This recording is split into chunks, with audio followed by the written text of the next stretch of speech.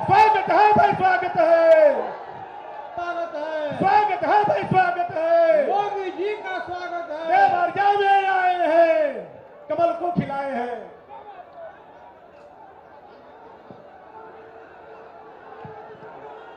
अब मंच पर हम लोगों के उत्तर प्रदेश सरकार के पूज्य योगी आदित्यनाथ महाराज पधार चुके हैं।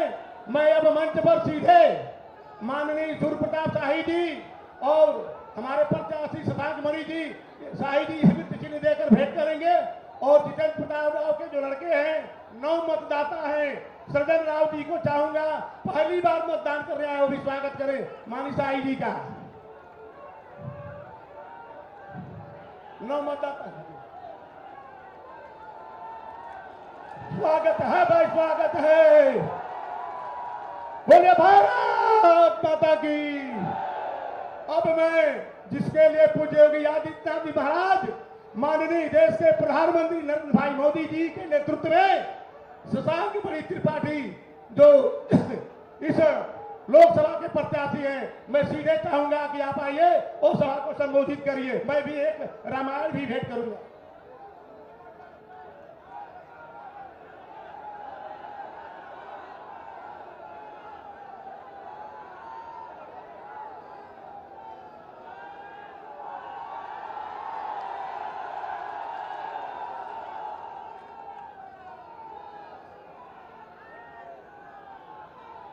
बोले भारत माता की।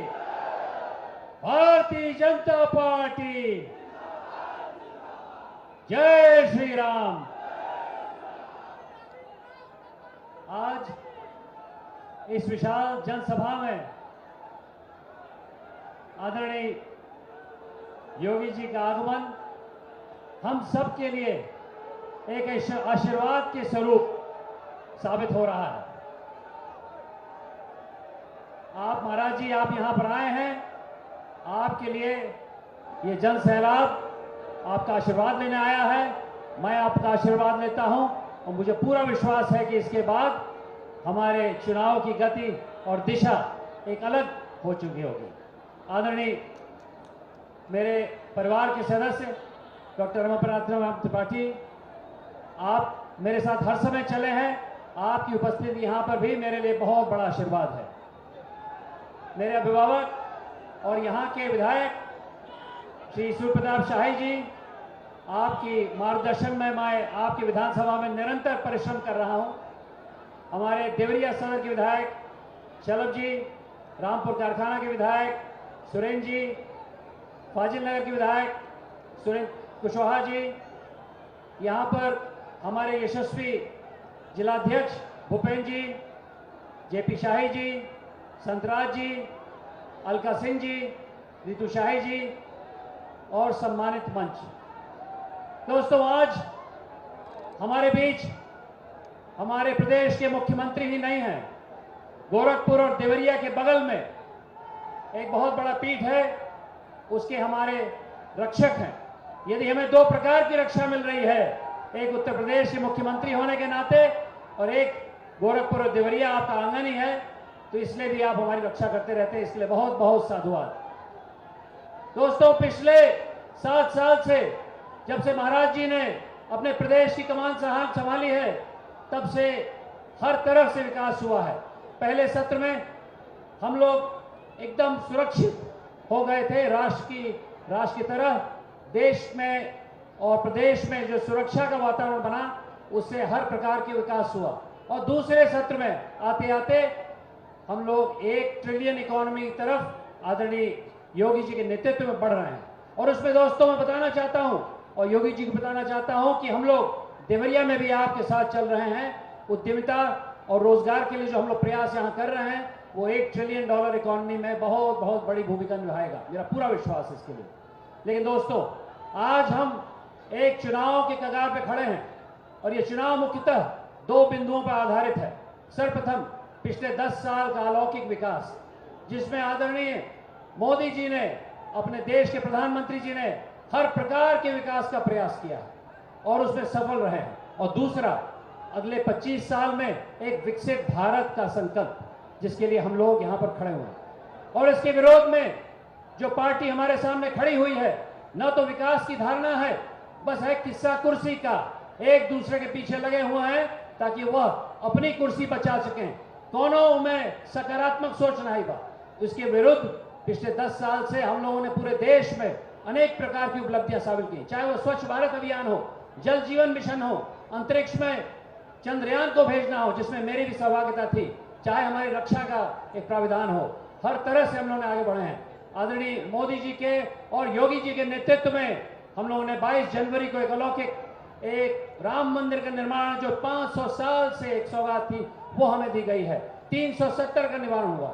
लेकिन दोस्तों, यह सिर्फ राष्ट्र और प्रदेश स्तर पर नहीं हुआ। यहां पर इस क्षेत्र में देवरिया में कलराज जी के द्वारा मेडिकल कॉलेज खोला गया।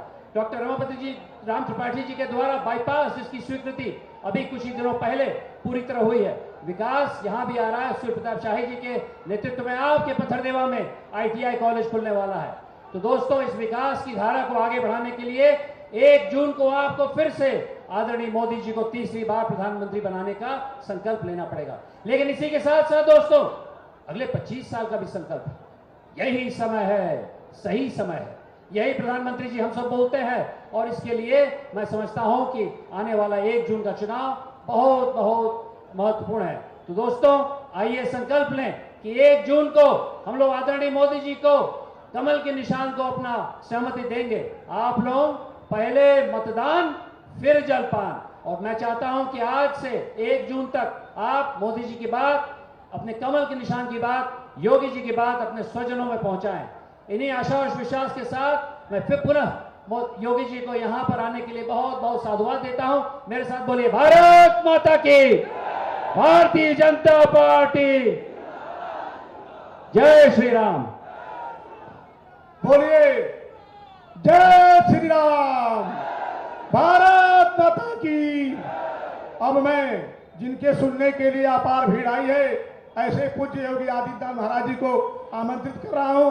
उत्तर प्रदेश के मुख्यमंत्री पूज्य योगी, जय जय श्री राम, जय जय श्री राम।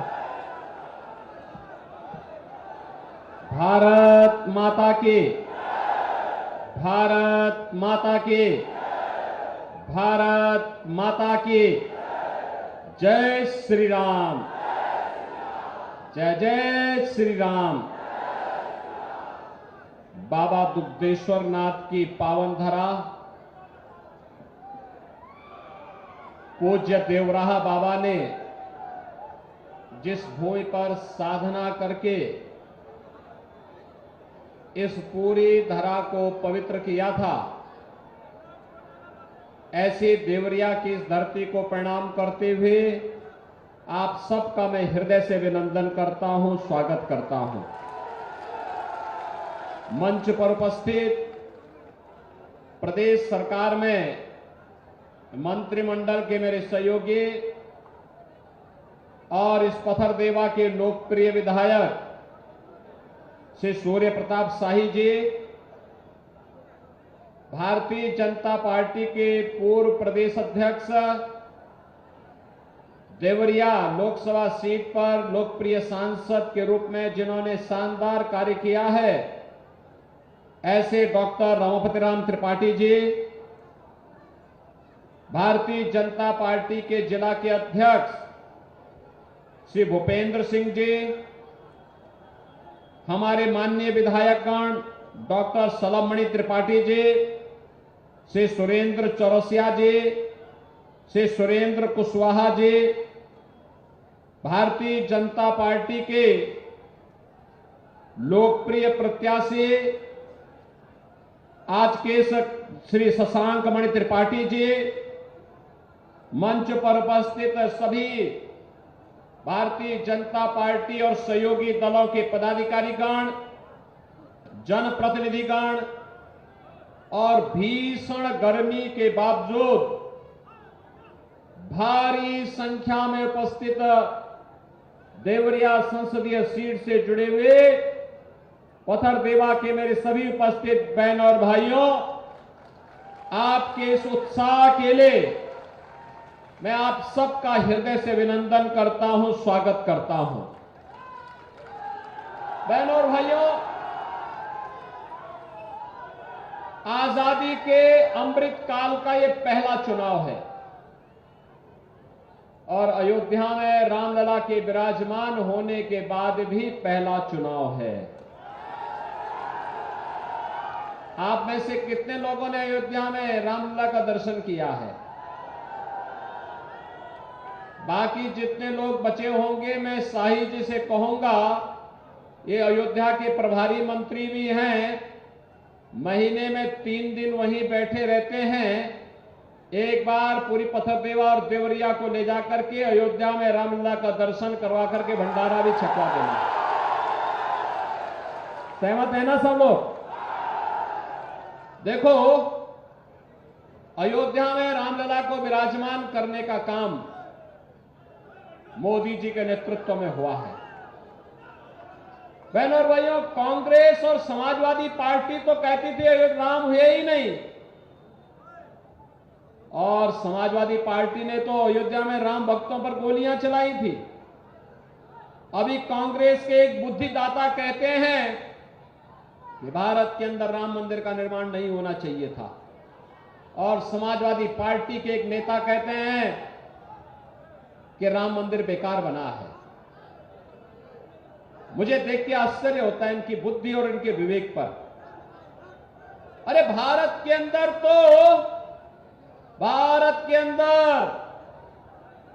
राम के बगैर कोई काम नहीं, और जो राम का नहीं वो हमारे जो राम का ही नहीं वो हमारे किसी काम का होगा क्या? अरे यहां तो जन्म से लेकर के जीवन की अंतिम यात्रा तक राम ही हमारे साथ होते हैं, और फिर भी कहते हैं राम मंदिर बेकार बना है। क्या आप इसको स्वीकार करेंगे? क्या इसको स्वीकार करेंगे क्या? बहनों और भाइयों, ये जो श्रेय और जो यह पुण्य प्राप्त हुआ है, नेतृत्व मोदी जी का है, लेकिन इसके वास्तविक श्रेय के हकदार आप हैं, जिन्होंने कमल चुनाव चिन्ह पर वोट दिया है। और मैं इसलिए कह रहा हूं, आप अपनी वर्तमान और भावी पीढ़ी को कहने के हकदार हैं कि देखो, 500 वर्षों का इंतजार समाप्त करके रामलला को हमने विराजमान कराया है अयोध्या में। वो कहेंगे कैसे? कहना भाई देखो, मोदी जी और योगी जी जो प्रधानमंत्री और मुख्यमंत्री बने हैं ना, हमने कमल निशान दबाया था तब बने हैं, क्योंकि हमारी ताकत तो आप ही लोग हैं। जब आप साई जी को, सलभ मणि को, रामभद्राम त्रिपाठी जी को, सुरेंद्र चौरसिया को, सुरेंद्र कुशवाहा जी को चुनाव जिता करके भेजते हैं, तो यही हमारी ताकत बनती है, और इसी ताकत के बल पर हम राम द्रोहियों को दरकिनार करते हुए राम भक्तों की आस को पूरा करने में अपनी पूरा ताकत लगा देते हैं। तो ये पुण्य आपके साथ में है, और इसलिए बहनों और भाइयों, ये पुण्य इसलिए क्योंकि हम नए भारत में रह रहे हैं, और नए भारत का नेतृत्व मोदी जी कर रहे हैं। मोदी जी के नेतृत्व में आज भारत का सम्मान बढ़ा है। भारत दुनिया की सबसे बड़ी अर्थव्यवस्था बनने की ओर अग्रसर हुआ है। भारत की सीमाएं सुरक्षित हुई हैं। अब देखो, सीमा सुरक्षित हुई है, और सेना के एक बड़े अधिकारी का पुत्र आपके यहां भाजपा ने प्रत्याशी बना करके उतारा है। लेफ्टिनेंट जनरल प्रकाश मणि त्रिपाठी जी के सुपुत्र हैं श्री शशांक मणि त्रिपाठी जी। मोदी जी ने जो पंच प्रण की बात कही, उसमें एक बात यह भी कही कि हमें अपनी सुरक्षा बलों का सम्मान करना होगा। और बहनों और भाइयों, सम्मान व्यक्त करने का इससे अच्छा माध्यम नहीं कि अगर त्रिपाठी जी ने सीमा की सुरक्षा के लिए अपना पूरा जीवन समर्पित किया है, तो आज अगर उनका पुत्र लड़ने के लिए आया है तो एक वोट हम भी इसके प्रति उनका सम्मान व्यक्त करते हुए देंगे। बहनों और भाइयों, याद करिए, कांग्रेस के समय में आतंकी घटनाएं घटित होती थी। हम लोग बोलते थे कि भाई आतंकवाद से निपटो। कांग्रेस के लोग और समाजवादी पार्टी के लोग क्या कहते थे? ये कहते थे आतंकवादी सीमा पार के हैं। और आज आप देखते होंगे पटाखा भी जोर से फट जाए ना तो पाकिस्तान पहले सफाई देता, कहता साहब मेरा हाथ नहीं है। उसे मालूम है मोदी जी के नेतृत्व में आतंकवाद और नक्सलवाद समाप्त हुआ है, और उसे मालूम है ये नया भारत है, छेड़ता नहीं है, लेकिन कोई छेड़ेगा तो छोड़ता भी नहीं है, छोड़ता भी नहीं है। एयर स्ट्राइक और सर्जिकल स्ट्राइक करके पाकिस्तान के अंदर घुस करके जहां कहीं छुपे होंगे और उसको छुपाने वाले आकाओं को भी वहीं नष्ट करके भारत की सुरक्षा और अपने नागरिकों को सुरक्षा आज का भारत दे रहा है। विकास के बड़े बड़े कार्य हो रहे हैं, हाईवे 4 लेन 6 लेन 12 लेन के एक्सप्रेसवे बन रहे हैं, चीनी मिलें लग रही हैं, मेडिकल कॉलेज बन रहे हैं, AIIMS, IIT, IIM, IIT, NIT, world class university. आपके बगल में एक कृषि विश्वविद्यालय हम बना रहे हैं, और साथ साथ देवरा बाबा, पूज्य देवरा बाबा के नाम पर मेडिकल कॉलेज आपके देवरिया में प्रारंभ हो गया है। बहनों और भाइयों, कोई सोचता था देवरिया में मेडिकल कॉलेज बनेगा? कोई सोचता था क्या? आज तो बन गया ना। कोई सोचता था कि गोरखपुर में एम्स बनेगा? आज बन गया ना। ये भाजपा के कारण ही हुआ है। और बहनों और भाइयों, विकास भी है, अब तो हर घर नल की योजना भी है, नल पर जल भी है, शुद्ध पेयजल, इंसेफ्लाइटिस समाप्त। देखो यूपी में हम लोगों ने 2 काम बखूबी किया है। प्रभु राम को विराजमान करने के लिए पूरी ताकत लगाई। प्रभु राम 500 वर्षों के बाद विराजमान हो गए। माफिया का राम नाम सत्य है किया है, और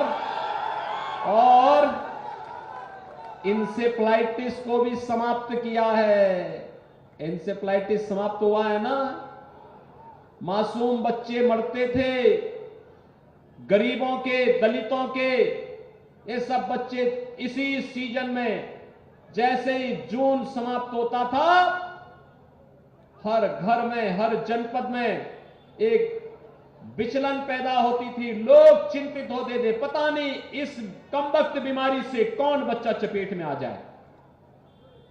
लेकिन बहनों और भाइयों, आज आपके आशीर्वाद से बीजेपी की सरकार प्रदेश में और केंद्र में बनी, इंसेफ्लाइटिस समाप्त। अब कोई मासूम चिकित्सा सुविधा के भाव में दम नहीं तोड़ सकता है। बीमारी ही नहीं आएगी, न रहेगा बांस, न बजेगी बांसुरी। बहनों और भाइयों, यह भी किया गया। और गरीबों के लिए तो आप सोचो, यह समाजवादी पार्टी और कांग्रेस के समय में गरीब भूख से मरता था, आज 80 करोड़ लोगों को फ्री में राशन। पहले बीमारी की चपेट में हर व्यक्ति आता था क्योंकि गंदगी होती थी। आज 12 करोड़ घरों में शौचालय का निर्माण। आज आप कहीं जाइए, 60 करोड़ लोग 5 लाख रुपए की आयुष्मान भारत के कार्ड की सुविधा प्राप्त कर रहे हैं। वे देश के अंदर कहीं भी जाकर के अपना उपचार करा सकते हैं। और मोदी जी ने कहा है 4 जून को जब फिर एक बार मोदी सरकार आएगी, क्या आएगी फिर एक बार, तो 70 वर्ष से ऊपर के हर एक व्यक्ति को प्रतिवर्ष 5 लाख रुपए की स्वास्थ्य बीमा उपलब्ध कराएंगे। ठीक है ना। किसान को किसान सम्मान निधि मिल रहा है, घर घर में शौचालय बन गए हैं, रसोई गैस के कनेक्शन फ्री में मिल गए हैं। पहले कांग्रेस के समय क्या होता था, रसोई गैस के कनेक्शन ही नहीं मिलते थे, और अगर किसी ने ले लिया और त्योहार और पर्व के दिन, पर्व और त्योहार के दिन रसोई गैस समाप्त, तो घर का जो मर्द होता था वो रसोई गैस का सिलेंडर लेके जाता था, सिर पे रख करके जाता था, एजेंसी में खड़ा होकर कहता था भाई घर में रसोई गैस नहीं है, घर में कोई भोजन नहीं बन पाएगा, पकवान नहीं बन पाएंगे, अतिथि आए हुए हैं। तो रसोई गैस तो नहीं मिलती थी, पुलिस का डंडा जरूर मिल जाता था।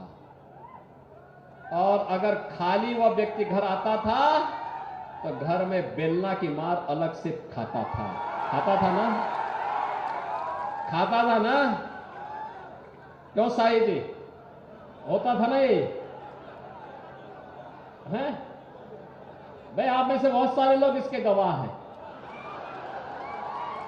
लेकिन आज तो मेहमानदारी भी अच्छी हो दे रही है, क्योंकि गरीबों के घर बन गए हैं, बिजली का कनेक्शन भी मिल गया है, रसोई गैस भी आ गया है, और यहां पे तो हमने ये भी किया है कि होली और दीपावली में उस हर परिवार को फ्री में एक भरा हुआ सिलेंडर भी उपलब्ध करवाएंगे। ये साई जी ने ही दबाव बनाया था, ये सलम मणि वगैरह यही दबाव बनाए थे, कहा होली दीपावली हमारे प्रमुख पर्व है, फ्री में दो एक सिलेंडर भर करके। और बहनों और भाइयों, हम दे रहे हैं। और मोदी जी ने कहा है 4 करोड़ गरीबों के घर बन गए हैं, बाकी जो बचे हैं आपको मैं कह रहा हूं, आप उनका रजिस्ट्रेशन करवा दीजिए, कच्चा घर होगा जिसका, सबको एक मकान उपलब्ध करवा देंगे। बहनों और भाइयों, सुरक्षा भी, सम्मान भी, विकास भी, गरीब कल्याण भी, विरासत भी और विकास भी, आस्था का भी सम्मान है। एक तरफ भारतीय जनता पार्टी मोदी जी के नेतृत्व में सब कर रही है, ये जो सब कुछ जो दिया है, क्या किसी का चेहरा देख करके, क्या किसी जाति देख करके, क्या एक ही मंत्र था, सबका साथ, सबका साथ, सबका विकास। और दूसरी तरफ कांग्रेस और समाजवादी पार्टी का गठबंधन। बहनों भाइयों, मैं आपको बताना चाहता हूं, जब भी ये गठबंधन होता है 2 लड़कों की, ये बड़ा अनर्थकारी है। जब भी बनता है आतंकी घटनाएं घटित होती हैं। याद करिए, समाजवादी पार्टी की सरकार प्रदेश में थी और केंद्र में कांग्रेस की सरकार। अयोध्या में रामलला के मंदिर पर हमला हुआ था, काशी में संकट मोचन मंदिर पर हमला हुआ था।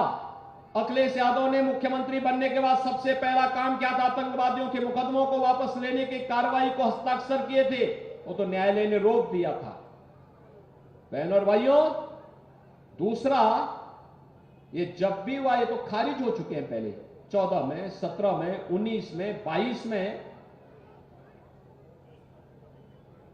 ब्रांड नया बनाया है लेकिन माल पुराना ही है, इनका भी कुछ भी नया नहीं है, नए नाम से आ गए हैं। जनता जिसको खारिज कर चुकी है, केवल बाहर का लेपन लगा करके फिर से ये लोग आकर के जनता को गुमराह करेंगे। क्या कह रहे हैं? झूठ क्या बोलेंगे? कहेंगे कि आरक्षण बीजेपी समाप्त कर देगी। अरे मोदी जी 10 वर्ष से प्रधानमंत्री है, मोदी जी ने बाबा साहब भीमराव अंबेडकर का सम्मान किया। बाबा साहब भीमराव अंबेडकर के पंच तीर्थों का निर्माण मोदी जी के समय में हुआ है। बीजेपी की सरकार थी तब बाबा साहब भीमराव अंबेडकर को बीजेपी के समर्थन से भारत रत्न मिला, और भारतीय जनता पार्टी और मोदी जी ने प्रतिबद्धता व्यक्त की है कि बीजेपी के रहते हुए कोई अनुसूचित जाति, जनजाति और पिछड़ी जाति का आरक्षण समाप्त नहीं कर सकता है, कोई नहीं कर सकता है।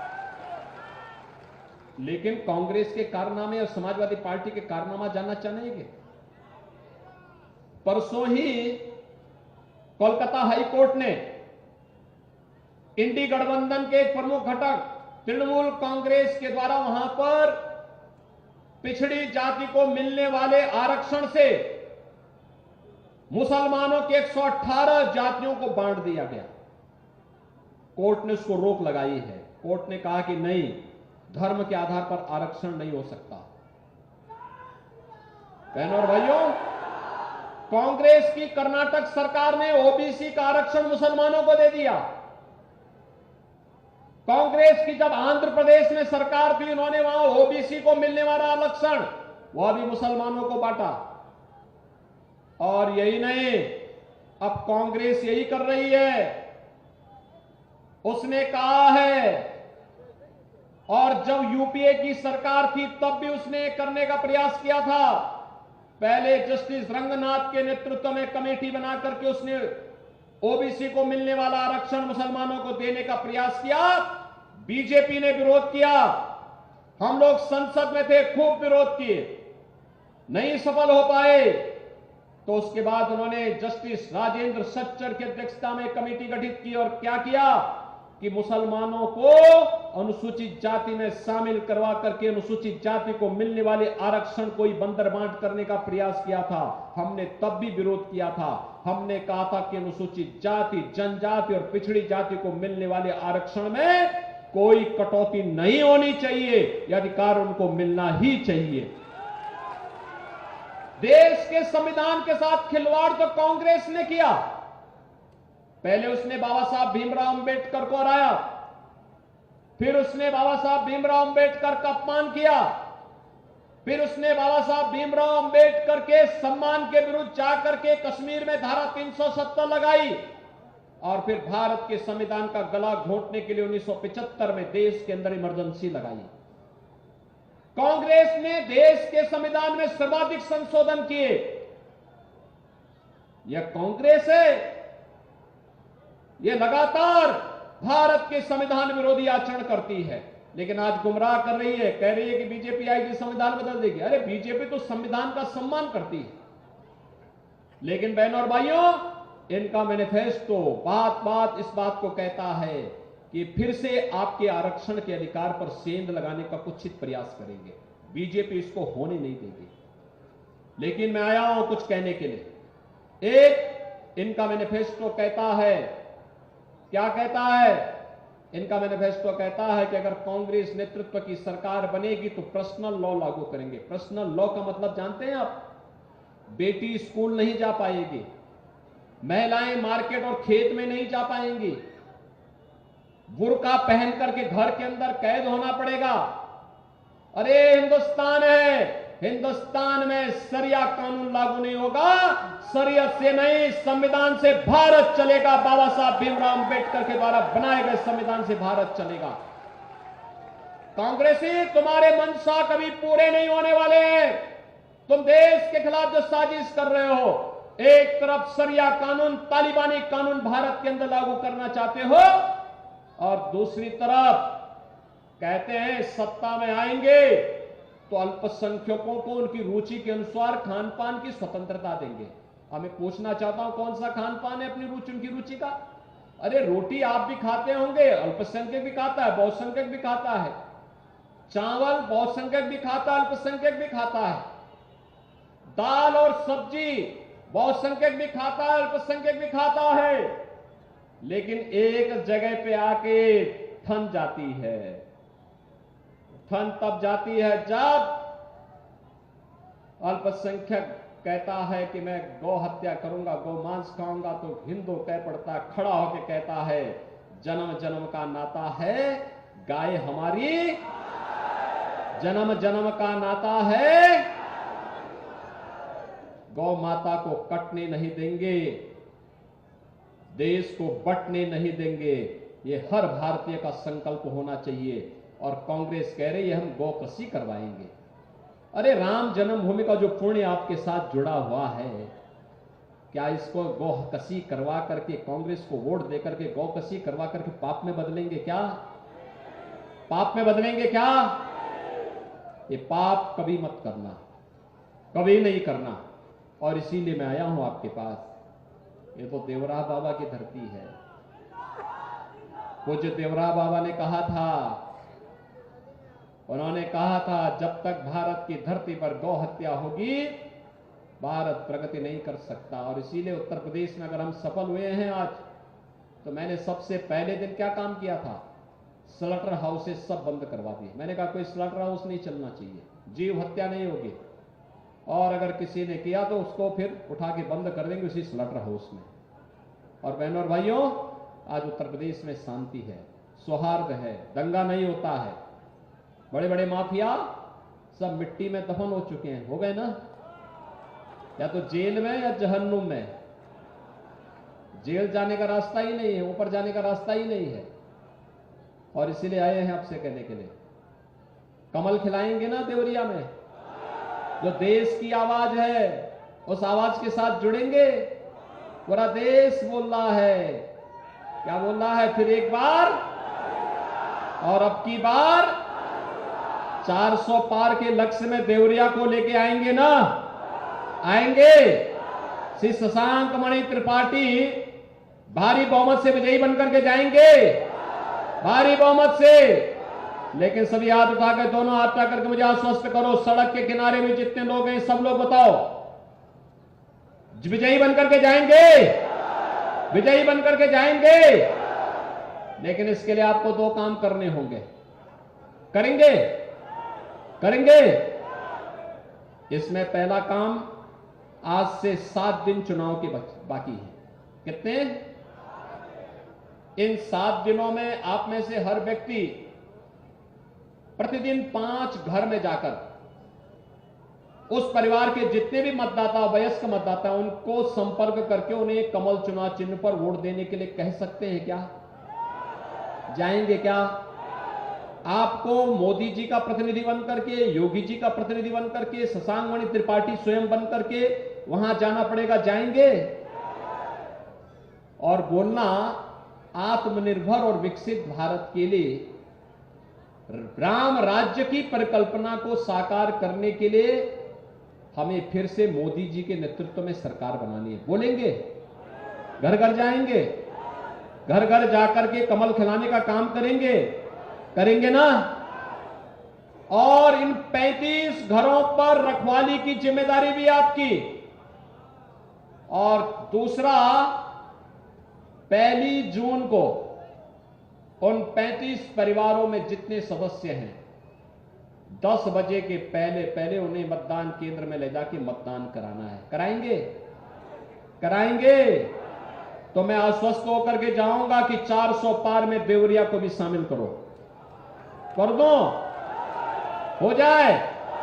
तो मेरे साथ बोलेंगे, भारत माता की, भारत माता की, भारत माता की जय श्री राम, जय जय श्री राम।